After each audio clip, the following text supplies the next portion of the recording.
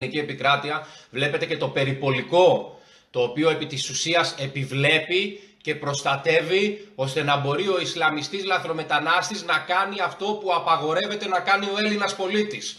Αν αυτό δεν λέγεται ρατσισμό σε βάρος των Ελλήνων, τότε πώς άλλως μπορεί να χαρακτηρίσει κανείς αυτή την κατάσταση? Έχουμε απόπειρα επιβολής του νόμου της Σαρία. Η Μπακογιάννη είπε και κάτι άλλο βέβαια, για να καταλάβετε τι προδότες είναι αυτοί που διοικούν σήμερα την Ελλάδα. Είπε ότι δεν μας νοιάζει αν κάνουν έρευνες οι Τούρκοι σε ελληνικά ύδατα. Να μιλήσει η Μπακογιάννη για το σπίτι της. Να μιλήσει για το κόμμα της. Να μπουν οι Τούρκοι και να σοδομήσουν τα μέλη του κόμματός της. Και τότε να πει ότι δεν την νοιάζει να συμβαίνει κάτι τέτοιο. Να μην μιλάει όμως για την εθνική κυριαρχία των Ελλήνων.